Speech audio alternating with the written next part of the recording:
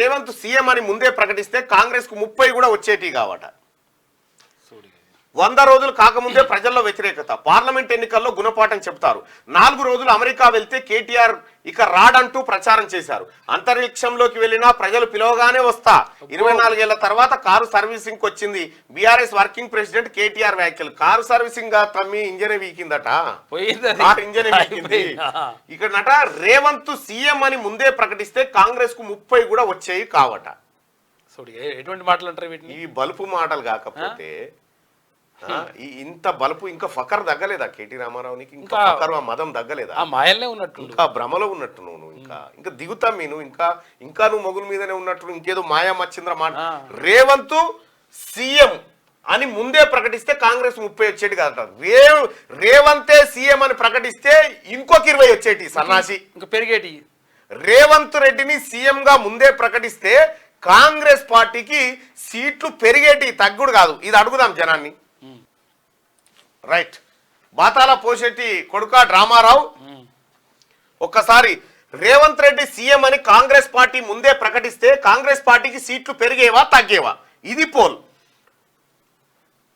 రామా ఇక చూడు జనం ఏమంటారు, అర్థమైపోతుంది స్టోరీ.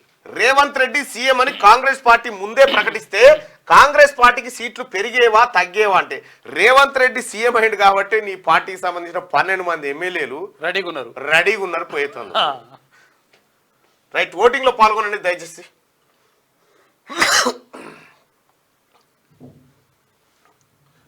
$1200 మళ్ళా గుంజూరు వెనుకకు 1400. దయచేసి ఓటింగ్ లో పాల్గొనండి. రేవంత్ రెడ్డి సీఎం అని కాంగ్రెస్ పార్టీ ముందే ప్రకటిస్తే కాంగ్రెస్ పార్టీకి సీట్లు పెరిగేవా తగ్గేవా? రామడు చెప్తా ఉన్నాడు కదా ఇక్కడ, రామందే ఇంక ఇవ్వందొద్దు. రేవంత్ సీఎం అని ముందే ప్రకటిస్తే కాంగ్రెస్ కు 30 కూడా సీట్లు వచ్చేటి కావట.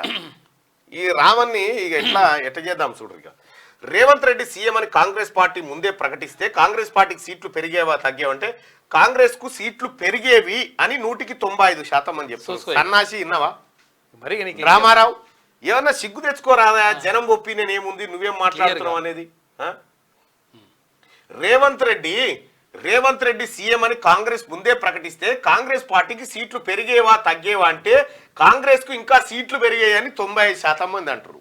ఇంకేమన్నా కావన్నా చెప్పిగా సన్నాసి గాల. ఇంకా సిగ్గు లేకుండా జనంలో తిరుగుతున్నాం ఏ ముఖం పెట్టుకొని.